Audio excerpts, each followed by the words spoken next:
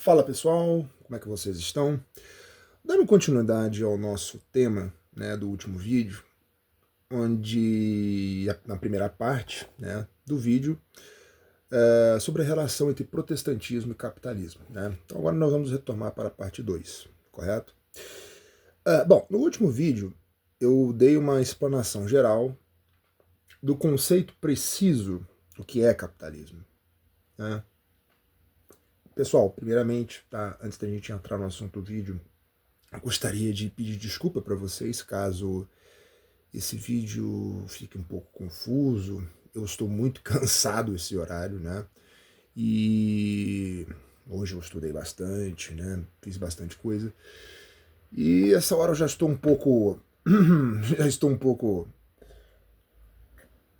mais para lá do que para cá. Então, se eu não estiver com bom desempenho neste vídeo, eu peço desculpa a você. Nós vamos tentar desenvolver aqui o nosso raciocínio, né? Dando continuidade ao nosso último vídeo, né, onde eu tratava do assunto da relação, né, mais precisamente, entre capitalismo e protestantismo. E eu gostaria de deixar claro que, inclusive até um amigo meu, né, que veio me parabenizar pelo primeiro vídeo, me tecendo alguns elogios sobre a diferença que eu estabeleci entre luteranismo e calvinismo, porque isso é muito importante para a gente frisar, né? Porque quando a gente está falando da relação entre protestantismo e capitalismo, a gente tem que frisar que o ramo do protestantismo que vai mais se relacionar e influenciar o desenvolvimento do capitalismo é o ramo protestante calvinista, né? Ou seja, a tradição chamada reformada, né? Da onde derivam a maior parte das igrejas evangélicas que nós conhecemos hoje. Quase todas elas, né, vêm do ramo calvinista, né? Com exceção, acho que do metodismo. A igreja metodista, se não me engano, é uma dissidência da igreja anglicana, né? O John Wesley lá, ele era um padre da igreja anglicana, né? E depois, quando teve a Revolução Americana, né, a independência das colônias, a igreja anglicana que ficou nas antigas colônias se transformou na igreja metodista. Então a igreja metodista ela tem uma origem, né, mais na igreja anglicana, embora hoje ela também esteja bem pentecostalizada, vamos dizer assim, né? E bom, então dito isso, é preciso a gente frisar que essa relação que se estabelece entre capitalismo e protestantismo, essa relação se faz com o ramo calvinista. Claro, né, como vocês sabem, para quem já leu, né, o próprio livro que eu também citei no primeiro vídeo do Max Weber, né, o clássico A Ética Protestante do Espírito do Capitalismo, ele vai desenvolver isso muito bem. Né, é um livro que eu recomendo para vocês. Mas o que eu gostaria de falar para vocês hoje, né, era mais baseado, inclusive eu mostrei para vocês no primeiro vídeo, baseado neste livro aqui, ó, A Religião e o Surgimento do Capitalismo, do Townley. Tá? É um livro que eu recomendo para vocês. E eu havia falado, né, só para a gente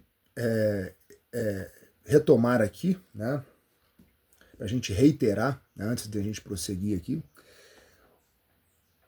o ponto distintivo do Townley é que ele vai na contramão do Weber. Né? Ele tem uma postura muito mais marxista aqui, quando ele mostra que aquilo que a gente chama, né, de calvinismo, que vai por sua vez influenciar, né, o capitalismo, como vai bem dizer o Weber, né, ao contrário do que Weber acreditava, né, de que a mentalidade calvinista que vai influenciar o desenvolvimento do capitalismo, né, as práticas do capitalismo, que o capitalismo vai precisar ter para se desenvolver, o Townley mostra que é o contrário. Antes, essas práticas, antes de surgir a mentalidade calvinista, antes de surgir o próprio desenvolvimento da igreja reformada, né, já existia essas práticas capitalistas de produção através da classe dos comerciantes, dos artesãos, ou seja, os burgueses, já existiam essas práticas e essa classe de pessoas, e são elas que, por sua vez, vão aderir ao movimento reformado. E é por isso que, ou seja, é justamente o contrário do que o Weber falava, né? Tem muito mais a ver com o que o Marx dizia, né? De que as condições de vida material, ou seja, o modo como os homens produzem os seus bens materiais e das relações de produção de trabalho que se estabelece a partir daí, é que vão, por sua vez, criar esses elementos superestruturais, ideológicos, né? Que no caso vai ser a versão cristã calvinista, que vai ter, por sua vez, a influência desses burgueses que vão aderir essa nova versão do cristianismo, né? A gente pode até, se a gente for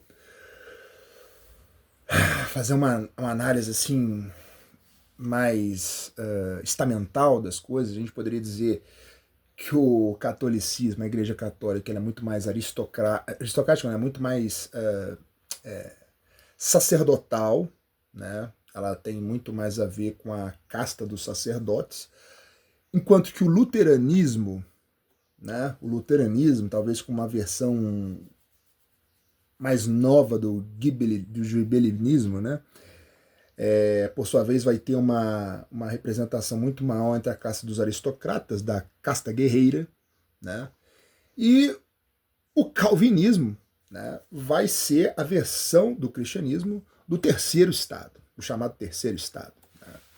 E a gente sabe que o terceiro estado é composto tanto pelos trabalhadores, né, os trabalhadores braçais, aqueles que lá na frente vão ser a classe proletária, os trabalhadores assalariados, e também pelos burgueses. Né? O calvinismo vai ser mais elitista, né? Mas a gente tem, por exemplo, muito antes do surgimento do proletariado moderno, nós já tínhamos, né, muito antes do surgimento do socialismo, etc., nós já tivemos na história movimentos precursores, né, do socialismo, das ideias vamos dizer assim, do quarto estado, né, da classe proletária, dos trabalhadores mais pobres, né, que foi, por exemplo, o movimento lá do Graco-Babeuf na Revolução Francesa, né, e o movimento dos anabatistas, muito antes, né, lá na época ainda das reformas protestantes, né? O movimento dos anabatistas, que vai ser duramente combatido pelo elitismo luterano, né? Nada mais era do que um movimento popular, né? Uma versão do cristianismo popular, dos camponeses pobres, não é? Mas o calvinismo vai ser a versão do cristianismo da burguesia. Né? E ela vai levar, essa burguesia vai criar uma nova versão do cristianismo que vai refletir totalmente os seus interesses, vai refletir totalmente a sua visão de mundo. É justamente essa visão de mundo, essas características essenciais do calvinismo que o Towne vai expressar muito bem aqui na sua obra, e que eu, aqui no meu... Tudo que eu leio, eu gosto de escrever, de anotar, né? Como vocês podem ver aqui, ó, tudo que eu estudo, eu vou anotando. E aqui eu tracei, né, de forma resumida aqui, as principais características que eu achei mais interessante, que eu gostaria de compartilhar com vocês. Né? Então, assim,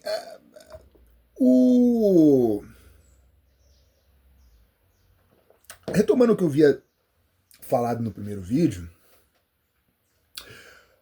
diferentemente do catolicismo, por exemplo, que via nessas práticas comerciais, nessas práticas de trabalho, dessas novas relações de trabalho, né, que vão começar a surgir no final da Idade Média, né?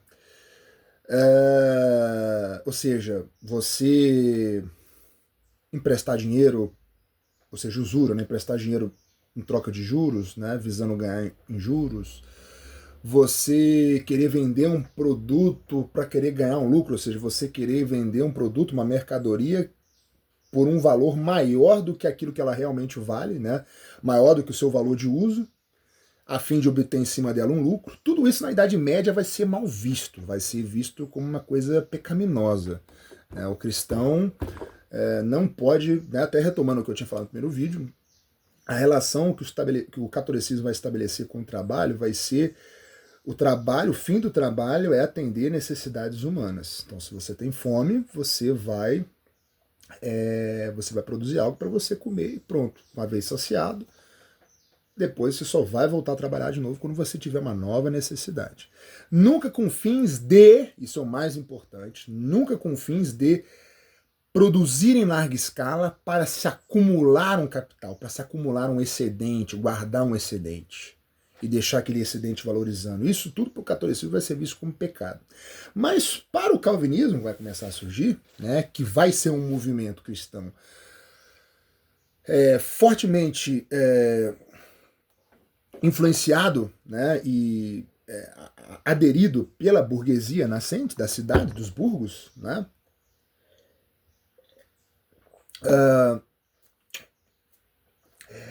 O calvinismo não vai olhar para essas práticas capitalistas de produção, essas práticas comerciais, essas novas formas de se fazer economia, né?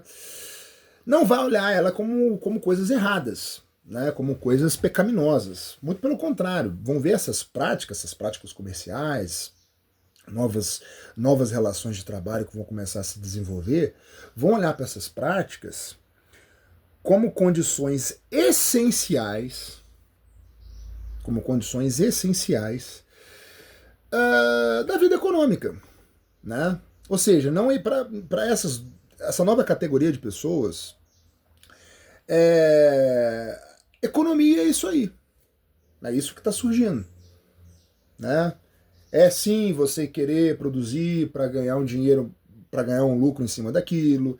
É sim você emprestar em troca de ganhar uns juros, claro, com um certo limite, né? Tipo assim, eles vão olhar isso como alguém que olha para a realidade e se resigna com ela. Olha, a realidade é isso aqui não é um pecado, né? Para a gente desenvolver a nossa vida econômica, desenvolver o comércio e tal, essas práticas que a Igreja Católica, no caso, diz que é pecado, essas práticas são fundamentais. Não tem como fazer de outro modo. Então o calvinismo não vai olhar para essas práticas como algo errado, né? Então o primeiro ponto que se estabelece é que o calvinismo ele vai olhar para essas práticas como necessárias ao desenvolvimento dessa nova sociedade que está surgindo, né? Que vai ser aquilo que a gente conhece como capitalismo, né? Então esse é o primeiro ponto que a gente tem que entender, né? E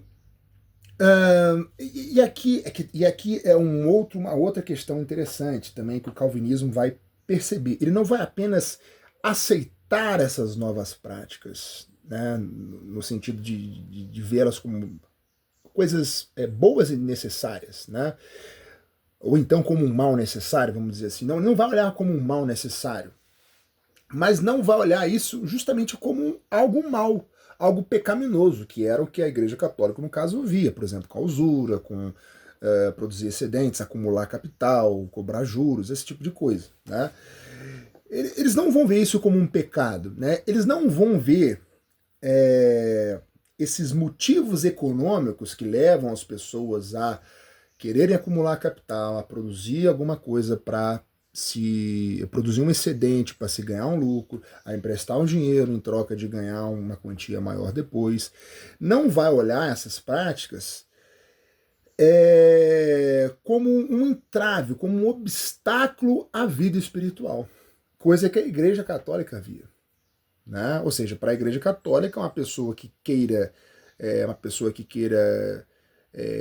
produzir mais do que precisa, acumular um excedente, acumular capital, vender algo por um preço maior do que aquilo que realmente aquele produto vale, né? Ou seja, especular preços, né? Isso para a Igreja Católica é pecado, é avareza, né? Então, se é um pecado, é um obstáculo, é um entrave ao desenvolvimento da sua vida espiritual. Uma coisa que vai atrapalhar a salvação da sua alma. O calvinismo não vai ver dessa forma mais.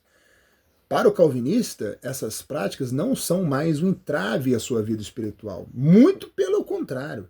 Elas ajudam você a viver plenamente a sua vida espiritual. É isso que o calvinismo vai trazer. E a gente vai tentar entender aqui o que o calvinismo realmente pensava da existência, que é bem diferente dos católicos. Bem diferente dos católicos. Primeiro ponto, então eu tracei aqui, né?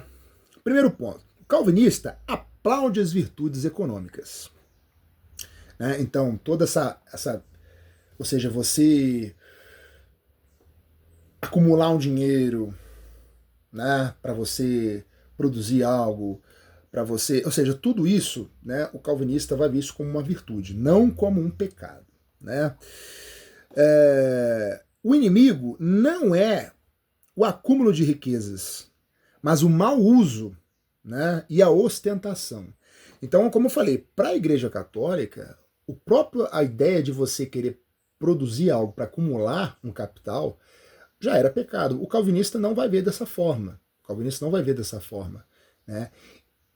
Ou seja, para o calvinista, é legítimo você querer acumular um capital. E a gente sabe, gente, e só antes da gente retomar aqui, por que isso vai ser, por que o calvinismo então vai ter a sua importância?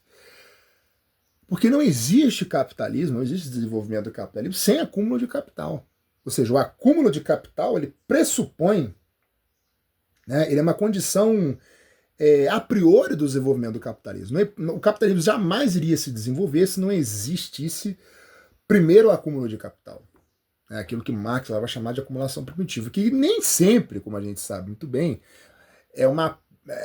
o acúmulo de capital só deu por vias honestas, né? É verdade, o processo da acumulação primitiva, a gente sabe que a maior parte das vezes esse capital foi acumulado muito antes da Revolução Industrial, ou seja, todo aquele dinheiro que depois vai ser investido nas grandes indústrias e tal, muito antes, essas grandes famílias que acumularam esse capital, acumularam por vias erradas, desonestas, né? Tráfico de escravos, pirataria, né, assambarcamento de terras, né, fazer política de cercamentos, enfim, uma série de coisas que desonestas, né, ou seja, roubo e por aí vai, né, grilagem, como foi aqui no Brasil, no seu processo de acumulação primitiva, né, na formação dos latifúndios. Então a acumulação primitiva do capital nem sempre foi por vias honestas, né? Mas o calvinismo, por princípio, né, ele não vai ver a ideia do acúmulo de capital, que como a gente viu pressupõe o desenvolvimento do capitalismo, né?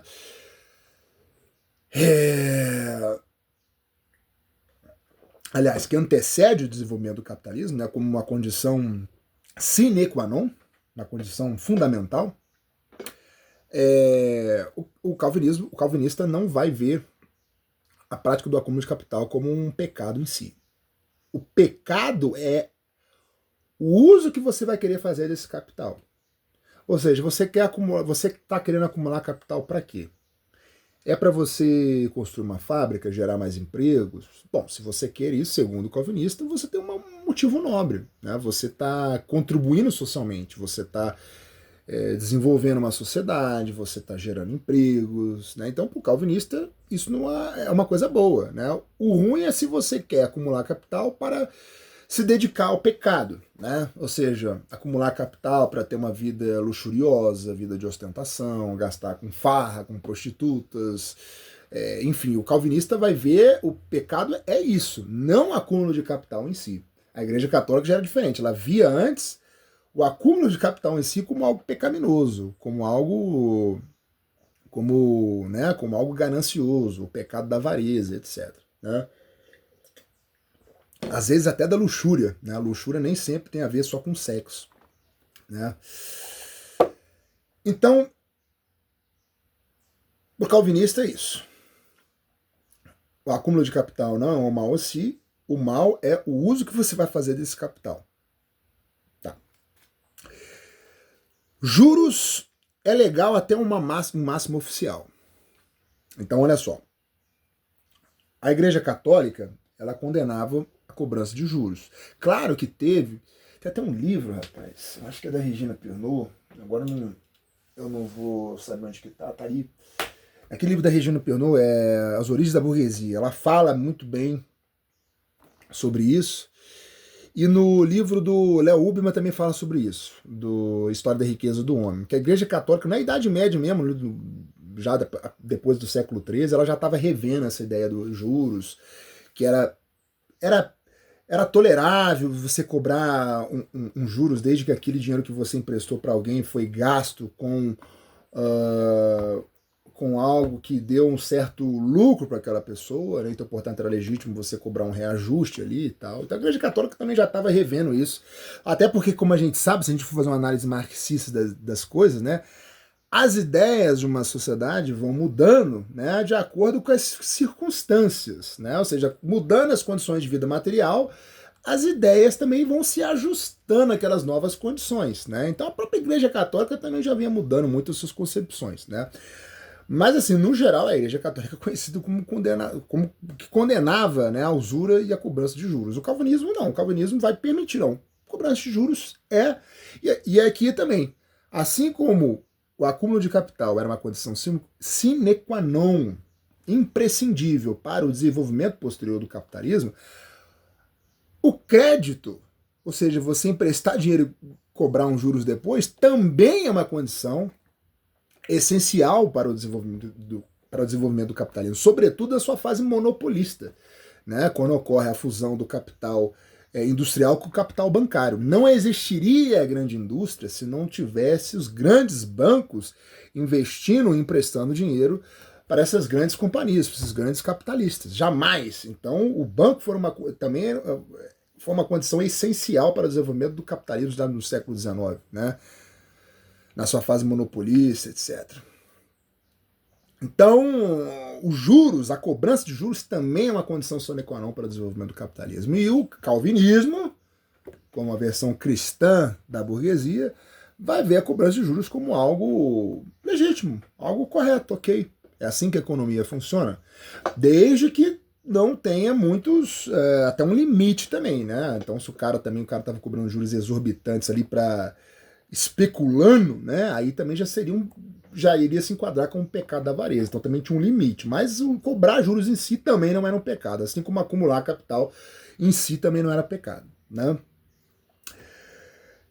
Este ponto é importante. Não mais desconfia do capitalista como alguém que enriqueceu sobre a desventura do próximo, né? Então, para o calvinista, né, alguém que enriqueceu, um sujeito que é rico, ele não necessariamente ficou rico em detrimento, ou seja, causando a desventura ou empobrecendo uma outra pessoa. Muito pelo contrário, o calvinista vai ver numa pessoa que enriqueceu uma pessoa que trabalhou. Se o cara é rico é porque ele trabalhou, então é legítimo ele ter essa riqueza, ele usufruir dessa riqueza. O calvinista vai ver dessa forma. É claro que isso aqui é uma coisa muito abstrata, né, gente? Porque o próprio Marx, quando ele vai fazer o próprio Marx, né, quando ele vai fazer a teoria da mais-valia dele no Capital, quando ele vai fazer a teoria da mais-valia dele no Capital, ele vai demonstrar de forma irrefutável, a meu ver, né, que não existe, né, lucro dentro do capitalismo. Eu vou posteriormente fazer um vídeo sobre essa questão da mais-valia. Não existe lucro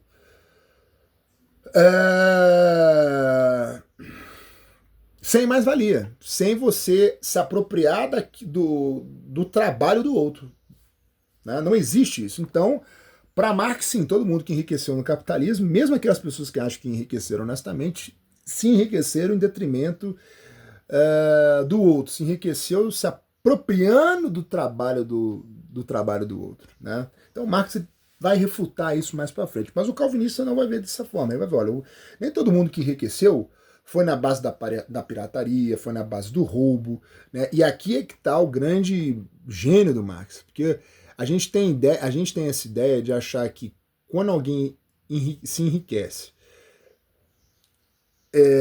causando em detrimento de uma outra pessoa, é sempre quando é por vias tidas como desonestas. Pirataria, tráfico de escravos, tráfico, né, de pessoas, é, extorsão, práticas criminosas, né? Como foi a maior parte no período da acumulação primitiva. O gênio do Marx é mostrar que no próprio funcionamento da sociedade capitalista, nas relações de trabalho, né? Ou seja, justamente no processo de trabalho, né? Que o capitalista vai conseguir tirar do trabalhador aquela parte que a gente chama de mais-valia, né? Se apropriar do valor que o trabalhador produziu.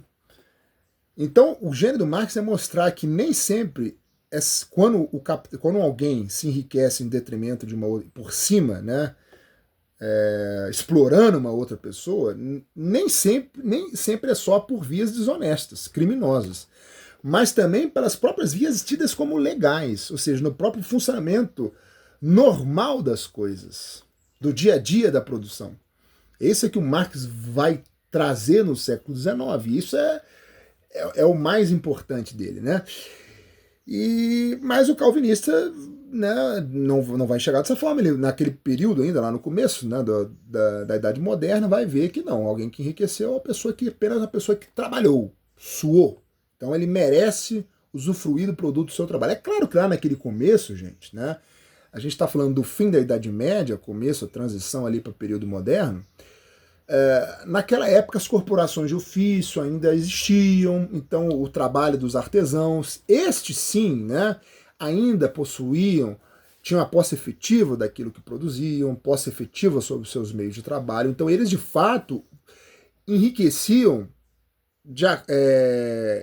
proporcional ao trabalho deles de fato, né? Eles tinham usufruto daquilo que eles produziam, né?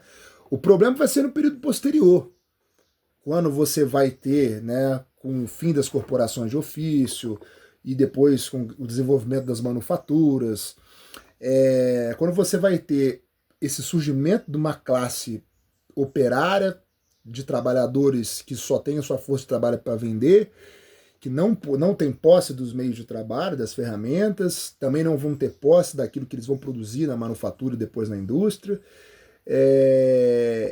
Essas pessoas, para essas novas pessoas que vão surgir mais para frente, elas não vão enriquecer, mas vão trabalhar para caramba, né? Ao passo que o capitalista lá não vai trabalhar, né? Ele só vai entrar com o dinheiro e vai enriquecer em cima das pessoas que trabalharam, né?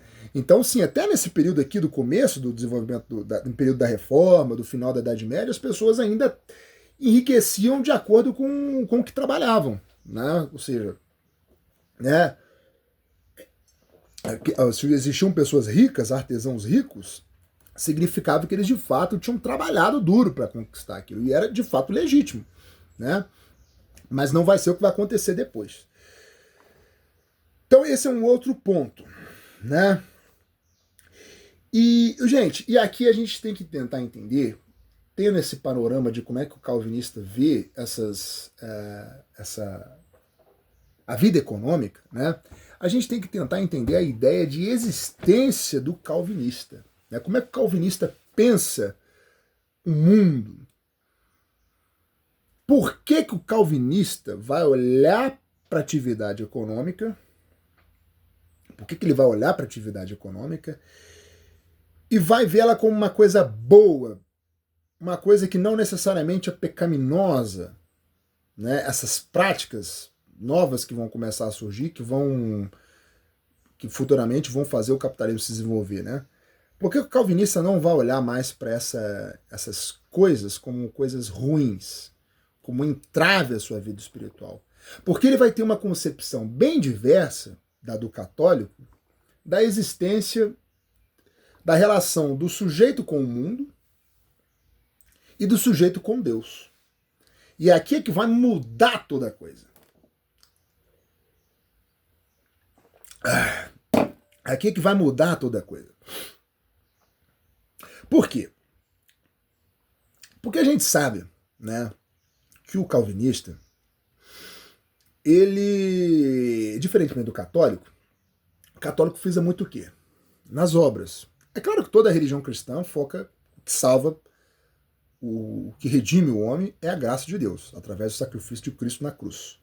Isso é todos, né? Mas vão se estabelecer algumas formas de enxergar essa redenção através da graça, vamos diferenciar um pouco. O católico ele vai frisar muito o quê? Nas obras, e o católico vai frisar muito naquele trecho, né? Que está lá na Epístola de São João, não ameis o mundo, porque tudo que há no mundo é a concupiscência da carne, a concupiscência dos olhos e a soberba, o orgulho da vida. O mundo passa com a sua concupiscência, mas aquele que faz a vontade de Deus permanece eternamente. O católico vai focar muito nisso, e justamente por isso, né, se não ameis ao mundo, o católico vai ser uma religião muito mais ascética, uma religião de se evadir do mundo. O mundo é pecaminoso, o mundo é só concupiscência, né? E então, para aqueles que querem buscar a salvação, nós temos que se abster do mundo. E é engraçado, porque os católicos sempre criticam muito os gnósticos. Mas o catolicismo ele tem muita coisa do gnosticismo nele, né? Essa coisa do ascetismo, de ver o mundo, o mundo da carne, né, como algo pecaminoso, algo que é perigoso, né, algo que pode atrapalhar a salvação do homem. Então, o ideal para o católico, né, o ideal do católico é a vida do santo e a vida do monge, né, que vai se desenvolver nos mosteiros. Então, quem que são os grandes heróis? Assim como lá na antiguidade, os grandes heróis da antiguidade eram Aquiles, os grandes guerreiros, quem vão ser os grandes heróis da Idade Média? Vão ser São Bento, Santo Antão, São Francisco de Assis, esses grandes ascetas, esses grandes monges, né, esses grandes padres do deserto, que vão se abster do mundo. São Antão era o eremita, vivia isolado lá no deserto.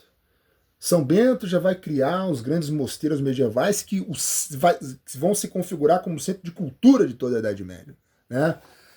São Francisco de Assis já vai ser os frades, né? Aqueles que estão sempre peregrinando, né? Vivendo da caridade alheia, né? Não trabalham, né? Vivem de esmolas, vivem em voto de pobreza, né? Coisa que o calvinista também não vai aceitar, né? Então o católico ele vai ter isso como ideal de perfeição, né? Aquele que se desapegou do mundo, né? O asceta. Então, aquele que não casou, aquele que não faz sexo, aquele que não trabalha e, portanto, vive da caridade alheia, né? O calvinismo, ele vai na contramão disso. Ele não vai aceitar isso como algo normal. Por quê? Porque ele vai ver nessas práticas ascéticas como obras, ou seja, ações humanas que estão querendo buscar a salvação. Mas o calvinista, ele vai focar, assim como Lutero, né? Ele vai focar que o que salva o homem é a graça de Deus através da fé. Ou seja, basta você ter fé, não é obras que vão te salvar, segundo o calvinista. Então não adianta você ficar fazendo jejuns, penitências, se evadindo do mundo, né? Se abstendo do mundo, isso não vai te salvar. Essas obras humanas, esse esforço humano não vai te salvar. O que vai te salvar para o calvinista é você ter fé que Cristo morreu na cruz por você. Pronto. É só você ter fé, confiar em Deus que você será salvo. Correto? Confiar em Deus que você será salvo e, portanto, continuar vivendo a sua vida. A sua vida ordinária. Que vida é essa? É a vida comum. Ou seja, a vida do trabalho, é a vida familiar. É você não se abster da vida comum dos homens. Ou seja, da vida, né? Não é você viver isolado do mundo, mas é você viver no mundo.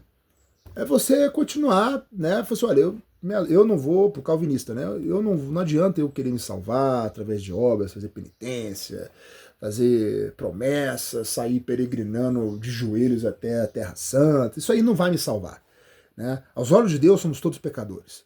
Então basta eu ter fé, eu tenho que acreditar, né? O calvinista vai pensar assim, eu tenho que acreditar que Deus morreu na cruz por mim para me salvar os meus pecados, então a obra é totalmente dele, não minha. E a mim me resta ter confiança nessa graça de Deus e continuar vivendo a minha vida aqui, trabalhando com a minha vida, com a minha esposa, com a minha família, tentando disciplinando a minha vida, né? Ou seja, tornando todos esses aspectos da minha vida ordinária o mais cristão possível. Então, para o calvinista, o que vai acontecer?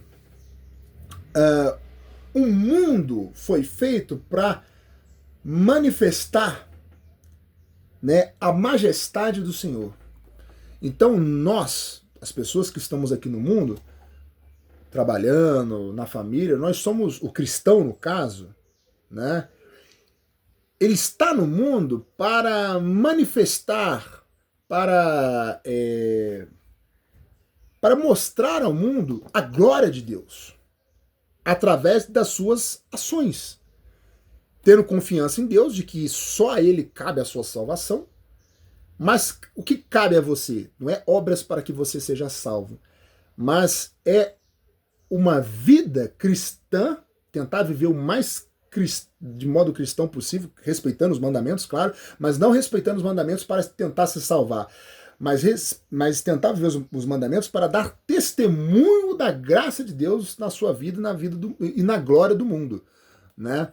Então, o calvinista ele vai pensar mais ou menos dessa forma, né? Ele vai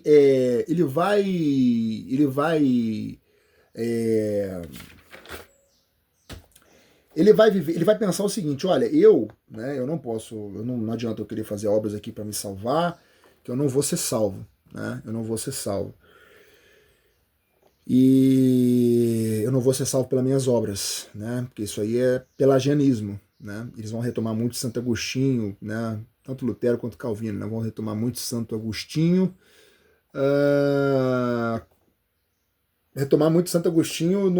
nos debates que ele teve com Pelágio, né? A questão da graça e tudo. Então, o calvinista ele vai pensar o seguinte: bom, o que salva, né? Eu tenho fé que Deus já me deu a salvação. E se eu acredito em Deus, se eu confio em Deus, e portanto eu amo a Deus, eu tenho que respeitar, eu tenho que na minha vida comum aqui, não é saindo da minha vida, né? Se abstendo do trabalho, para viver da caridade alheia, não fazendo sexo, né? Ou seja, se abstendo de ter uma vida familiar como esposa, ter filhos, né? Viver no celibato. Não, o calvinista não, eu não vou me evadir do mundo, eu vou viver no mundo. Mas eu vou no mundo, eu vou testemunhar, eu vou manifestar a glória de Deus no mundo. Através do quê? Eu dando meu testemunho, dando meu exemplo como cristão, tentando cumprir o máximo os mandamentos, vivendo de forma disciplinada, para dar o meu exemplo de que, olha, se eu acredito em Deus, se eu tenho fé nesse Deus, eu amo Ele, portanto, eu faço o que Ele quer, o que Ele quer para mim, que ele quer para o mundo, né? Mas o calvinista sabe que isso que ele tá, esse cumprir o mandamento não é para tentar obter salvação, porque ele não é capaz de ter essa salvação. Essa salvação é fruto da graça de Deus. Mas vocês estão entendendo a diferença? Ele cumpre esse mandamento para tentar dar um testemunho da glória de Deus no mundo, né? De que ele acredita em Deus e ele está aqui justamente para dar esse exemplo de olha como Deus salva, olha como eu vivo de modo correto, de modo equilibrado, cumprindo os seus mandamentos, dentro da minha vida ordinária, ou seja, no dia a dia do meu trabalho, no dia a dia com a minha família, com a minha esposa. É mais ou menos dessa forma que o calvinista vai pensar. Então, a sua vida prática, né, o trabalho, a vida familiar, o calvinista ele vai tentar disciplinar todos esses aspectos da vida. Esses aspectos da vida que aquele ideal católico tentava se evadir. Quando vivia em celibato, quando não trabalhava, porque tentava viver da caridade alheia, né? O calvinista vai focar, não, eu tenho que trabalhar, né? A mim me resta trabalhar. Trabalhar para quê? Para dar uma boa vida para minha família, Não para querer acumular capital e ter uma vida de esbórnia. Não. O calvinista vai ver isso também como um pecado. Mas ele vai ver no trabalho, né, na disciplina do trabalho, de trabalhar no dia a dia, como uma ideia de um certo sacrifício, sim. Um sacrifício em prol da minha família, um sacrifício em prol um certo respeito a Deus por ele me amar. Então, assim, o calvinista ele vai ver, né, o trabalho, até às vezes como, assim, apesar de ele não ser uma religião ascética, né, mas ele vai ver um certo ascetismo no trabalho, né? O trabalho ele santifica o homem, né, na sua labuta diária. Mas não é o trabalho em si, é o que o sujeito, o que o homem cristão está querendo buscar com aquele trabalho. Ele está querendo acumular capital para quê? Para produzir um bem para a sociedade, para se gerar empregos, para produzir, para dar algo para uma vida boa para a sua família, aquela prosperidade cristã clássica, como está, por exemplo, no Salmo 128, ou porque ele quer viver uma vida de esbórnia, ostentação. Então é muito mais, o calvinista vai ver muito mais os objetivos, as finalidades do que o sujeito quer fazer com aquilo, do que com a própria prática em si, né? E qual que vai ser o que é o mais interessante nisso tudo? É porque o calvinista ele vai entender que cada um, né, não para tentar buscar a salvação, fazendo as suas obras, porque a obra não salva ninguém para o calvinista, né? Mas cada um ali tentando, né, viver de forma mais cristã possível a sua vida diária, no trabalho, com a sua família. Se cada indivíduo, se cada cristão viver dessa forma, por extensão, nós vamos ter uma sociedade santificada.